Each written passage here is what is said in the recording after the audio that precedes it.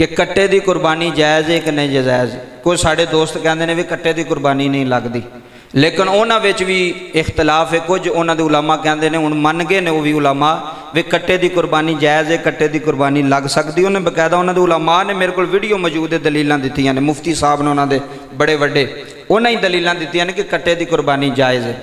अच्छा जी, पहले उन्होंने इतराज़ सुन लवो जी। आंदे ने कट्टे की कुर्बानी जायज़ नहीं, की वजह जी?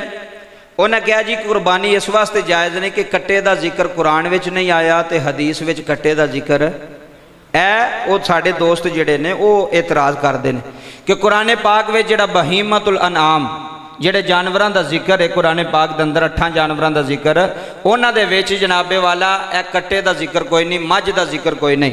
पहला जिहड़ा उन्हां दा एतराज़ उहदा जवाब सुन लो कि जिथे बहीमतुल अनाम कुरान के अंदर जिथे जानवरों का जिक्र किया गया उत्थे कुर्बानी का कोई जिक्र नहीं। तुसीं कुरान खोल के वेखो, उत्थे कुर्बानी के बारे नहीं दसिया गया भी कुर्बानी में यह जानवर तुसां ज़िबा करने ने। कुरान खोलो तो रिसर्च करो तो सानू दसो, सानू जवाब दो कि जिथे जानवर लिखे गए ना गाय का, ऊँट का, तो उन्होंने जेडे जानवर दसे ने उत्थे उन्होंने विच एदा जिक्र कोई नहीं। मैं क्या उत्थे कुर्बानी का भी जिक्र कोई नहीं, अगे पिछे भी कोई नहीं। आयतां तुसीं पढ़ के वेखो या अगे पिछे कुर्बानी का ना ही नहीं आया। वे जदों तुसीं कुर्बानी करो तो यह जानवर तुसां ज़िबा करने। पहले इतराज़ का जवाब तो यह वे कि जिथे तुसीं कुरान के अंदर कह रहे हो जानवरों का जिक्र है, उत्थे कुर्बानी का जिक्र कोई नहीं। उत्थे कुर्बानी का जिक्र, उत्थे हलाल जानवरों का जिक्र किया गया कि हलाल जानवर। दूसरे नंबर पर इतराज़ किया जाता साढ़े ते सुन्नियां दे, वे कट्टे की कुर्बानी, भैंस की कुर्बानी जायज़ नहीं। वजह की है? नबी पाक ने की थी। नबी पाक वाकई नहीं की थी। नबी पाक ने कट्टे की कुर्बानी, बोलो उची बोलो, मैं दलील देंगा यार, तुसी कल ही घबरा गए हो। मैं रिसर्च की है, स्टडी की है, 2 4 3 कैमरे लगे ने, पूरी दुनिया तो जानी गल है, सिर्फ इतने चंद बंदे तक तो नहीं रहनी गल। तवज्जो ना सुन। वो एतराज़ दूसरा किया जाता साढ़े ते अल सुन्नत है भी तुसी कट्टे की कुर्बानी कहते हो जायज़, असीं कहने जायज़, साढ़े को दलाइल हैं। वो कहते हैं जी नबी पाक ने नहीं की थी, सहाबा कराम ने नहीं की थी, ते जेड़ी कुर्बानी नबी पाक ने नहीं की थी तुसी उन्हें किवें जायज़ समझते? तराज समझ आ गया ना? गल तो बड़ी उन्हें वड्डी की थी ना जी, नबी पाक ने कट्टे की कुर्बानी नहीं की थी। इधर तवज्जो फरमाया जाए, गल बड़ी वड्डी। मैं पहला एतराज़ तो यह दवा, जिहड़ा एतराज़ किया उसका जवाब कि उस दौर के अंदर, अरब के अंदर, जिस दौर के अंदर नबी करीम सल्लल्लाहु अलैहि वसल्लम मदीना पाक रहे ने, उस इलाके के अंदर कट्टे ते बैंस का तसव्वुर कोई नहीं सी। यह जानवर जिहड़ा ना उस इलाके च नहीं रह सकता। यह जानवर है दरियाई पानी वाला जानवर, ये खुश्की इलाके में जानवर नहीं पाया जाता। इधर तवज्जो फरमाओ। आंदे ने फिर चलो नहीं पाया जाता तो नबी पाक ने किया क्यों नहीं, कट्टे की कुर्बानी दी क्यों नहीं? इधर तवज्जो फरमाओ जी। मैं क्या तुहाड़ा इतराज़ ते तुहाड़े इतराज़ ते तुहानू सवाल है कि नबी पाक ने चलो कट्टे की कुर्बानी नहीं दी, मझ की कुर्बानी नहीं दी, तो नबी पाक ने कट्टे का गोश्त खादा? उची बोलो, वो खादा नबी पाक ने कट्टे का गोश्त? जो कट्टा है ही नहीं सी तो गोश्त कितों खाना सी? अगर अकलमंद बंदे मेरे नाल बोलियो, दानिशमंद बंदे, ए अदालत विच गल रखी है ना, सानू भी कोई जवाब दिओ। असीं मन गए हैं कि कट्टे की कुर्बानी नबी पाक ने मझ की कुर्बानी नहीं दी, मन गए हैं तुहाडी गल, पर यह भी तो सानू दसो भी कट्टे का गोश्त नबी पाक ने खादा? उची बोलो, फिर बोलो, मझ का गोश्त नबी पाक खाता? तो तुसी क्यों हलाल समझते हो कट्टे के गोश्त में, जिहड़ा नबी पाक ने खादा ही नहीं? या नबी पाक ने, इधर तवज्जो करो, नबी पाक ने किसी हदीस में फरमाया होवे वे कट्टे का गोश्त खाना हलाल है? मैनू एक हदीस कट के विखाओ,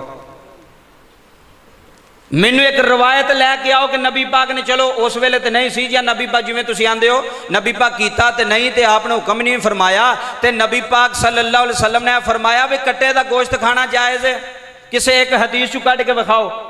ओए उत्थे कुर्बानी तो तुसी आंदे हो तो आंदे हो नबी पाक ने की जायज़ नहीं, तो नबी पाक ने गोश्त नहीं खादा, तो तुसी किस दलील के मुताबिक गोश्त खाई जा रहे हो?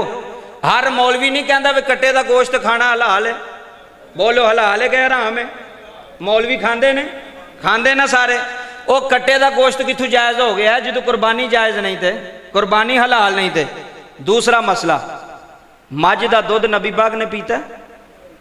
बोलो नजर आउण, सानू ऐसा पागल बनाया। हुण उन्होंने भी जेडे मुहक्किकीन ने ना, साडे दोस्त जेडे ने, उन्होंने जेडे पढ़े लिखे मुफ्ती ने ना, मैं उन्होंने वीडियो पे सुनना, उन्होंने भी यही मौकफ किया, उन्हें कहा जायज़ है यार, तुसी एडा जुल्म ना करो, एडा वड्डा फतवा ना लाओ कि हलाल जानवर नूं हराम ना करो।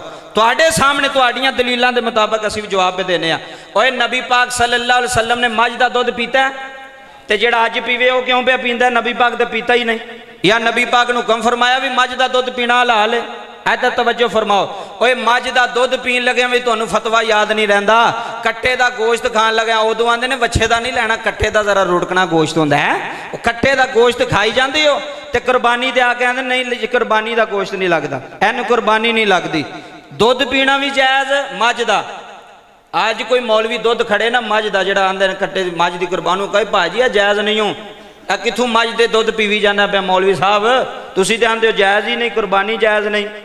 हुण अगली सूरत वेखो, बहुत वड्डा एक तीर तुहानूं देन लगा तो अकीदे दी गल जे।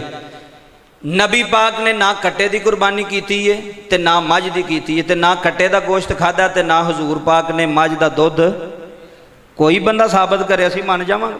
है ही कोई नहीं। जो उस दौर में जानवर ही कोई नहीं सी ते पीना कित्थों सी ते कुरबानी कित्थों करनी सी? फिर अगला मसला उन्होंने बंदियां नूं पुछो जिहड़े आंदे ने कट्टे दी कुरबानी कित्थे लिखी है, उन्होंने आखो भी तुसीं आंदे नबी पाक ने कट्टे दी कुरबानी नहीं कीती। मैनू किसे एक हदीस विचों एक रवायत विखा दिओ, एक सनद विखा दिओ, एक लाइन विखा दिओ किसे हदीस की कुतुब सियासता विचों कि नबी पाक ने टैडी बकरे की कुरबानी की। बोलो तो सही सौ गए हो। ओए टैडी बकरा जड़ा टैडी बकरे समझते हो ना तुसी भी सारे, मैं भी समझना। ओए आ जड़ा टैडी बकरा है नबी पाक ने पूरी जिंदगी विच सहाबा इकराम ने सारी जिंदगी विच टैडी बकरे की कुरबानी की होवे, मैं मिंबर तो थले उतर जाऊंगा। तो हुण टैडी बकरे की कुरबानी जायज़ है कि ना जायज़ है? उची बोलो। और टैडी बकरे की कुरबानी मौलवी देंदे ने कि नहीं देंदे? उन्होंने पूछो मौलवी जी नबी पाक ने तो दी नहीं, नबी पाक के दुंबे जिबा किए ने सारी जिंदगी, दो दो जुम्बे हजूर जिबा करते रहे। ए टैडी बकरा कितों कढ़िया जे? आंदा टैडी बकरा उदों होंदा ही नहीं सी उत्थे। मैं क्या चल ये तो मन गया टैडी नहीं सी होंदा ते कट्टा कितों होंदा सी? वे जे टैडी बकरे की कुरबानी जायज़ है तो कट्टे की जायज़ नहीं। वेखो कैसी अकल मारी गई है यार, असी मुतबाना अर्ज पे करते हैं ना यार। और दूसरे नंबर ते इल्मी दलील अरब की लुगत की किताब, वड्डी तो वड्डी किताब खोल के वेखो जिहड़ी अरब दीयां लुगत दीयां किताबां ने, डिक्शनरी दीयां किताबां ने, हर अरबी लुगतदान ने लिखिया है कि जिहड़ा मझ है ना भैंस कट्टा एक गाय की एक किस्म है, इनू जमूस कहा जाता अरबी के अंदर। की कहा जाता है? जमूस। एक गाय की एक किस्म है। हुण मैं तुहानूं समझावां, जिवें लेला ना बकरा दुंबा, ए दुंबे की एक किस्म है टैडी बकरा। नहीं पे समझते यार, नबी पाक ने टैडी बकरे की कुरबानी नहीं सी कीती ते फिर हुण भी नहीं सी होनी चाहिए क्योंकि हजूर ने कीती नहीं। तो यार नबी पाक ने किते फरमाया होवे भी टैडी नस्लां ने ना जी, अगे नस्लां ने, अगे नस्लां चलदियां आ रही हैं, लेकिन जिवें ए टैडी बकरा उन्हां बकरियां दे विच शामिल है ते इहदी कुरबानी जायज़ है। इंज कट्टा और भैंस ए गाय की एक किस्म है। किसी अरबी नूं पुछ लवो तुसीं। मदीना यूनीवर्सिटी असीं जो उमरा करन गए हैं ना, उत्थे मदीना यूनीवर्सिटी का तालब इलम सी।